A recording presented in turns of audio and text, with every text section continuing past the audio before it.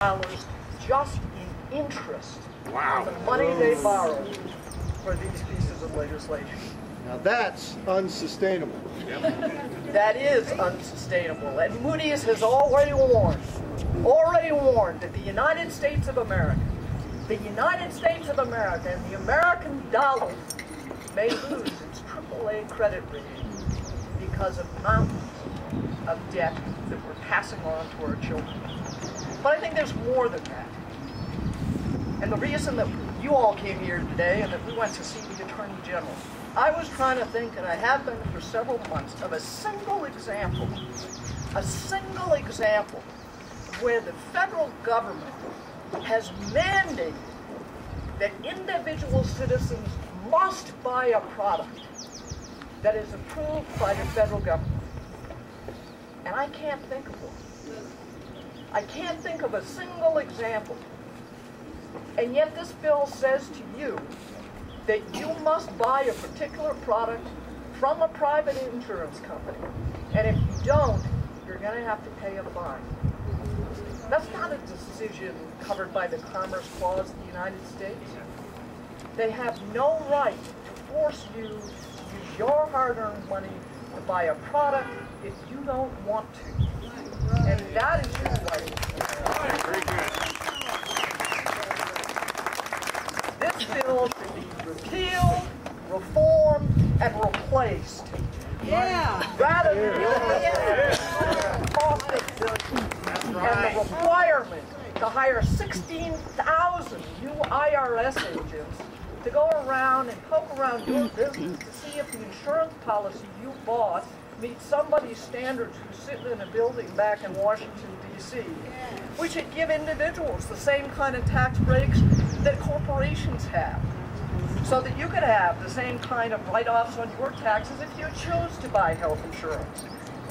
You should let people, I'd like to buy my car insurance from a lizard with an Australian accent. New Mexicans should be able to buy their health insurance from companies in Texas.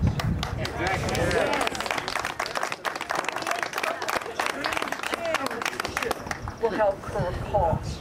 We should curb junk lawsuits. Now I was talking to an obstetrician who practices in Albuquerque. He pays $125,000 a year just for his malpractice liability insurance. $125,000 a year. We should allow small businesses to be able to band together so they can get the same good rates that large businesses do. And have the power of consumer choice help control the cost growth of healthcare. Yeah. That's the biggest problem with healthcare overall, is escalating cost growth that is beyond the ability of anybody to pay, as individuals or small businesses or large businesses. And it's part of this bill that is completely ignored. There is nothing in there that will control the escalating cost of healthcare.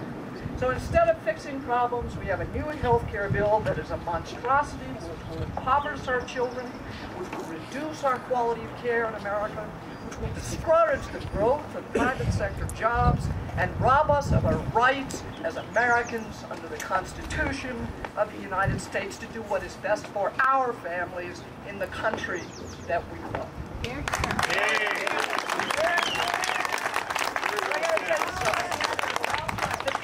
Who passed this law and the president who signed it misunderstood the character of the American people.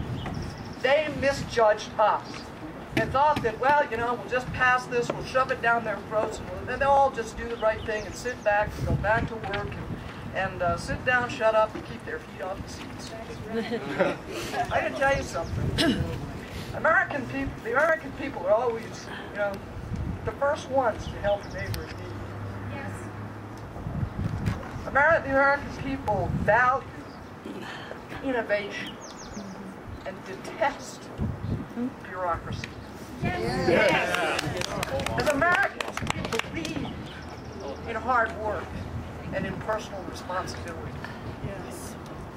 And as Americans, we will not be deceived by false promises and slick speeches and promises of something for nothing.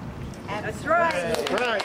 And as Americans, we are fiercely independent, and we will not tolerate being told we must buy a government-approved anything with our hard-earned tax dollars.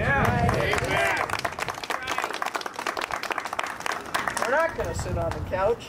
We're not going to keep our feet off the seats. We are going to demand that our government be responsive to us, or we will exercise our rights as self-governing people and change our government. Yes, yes.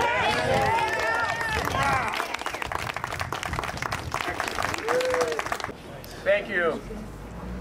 Thank you to all of our dream team here, our 5 representatives that went in to meet with Attorney General King. Yay. They've done their job in representing us. It's now up to us to do our job. Our job is to take what we've heard. He hasn't really responded favorably to our request. Let him know we want him to change his mind and join us. Join the other 21 states that have determined that their sovereignty means more than the federal government's administrative powers. So again, the phone number to Gary King's office, 505-827-5843. Be sure you give him a call, let him know. See me afterwards if you need to. Yes? Let me just say, Okay, I'll let Randy step in here for a moment. we presented the legal arguments. I'm sorry. We presented the legal arguments. He prevaricated. He hasn't made up his mind. He really hasn't looked at the issues. And he gave us no deadline for his decision. When you call, say, I've got a decision to make.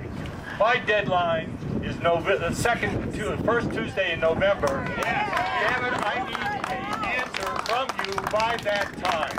That's the message. I've got a deadline. That makes it your deadline. I need an answer.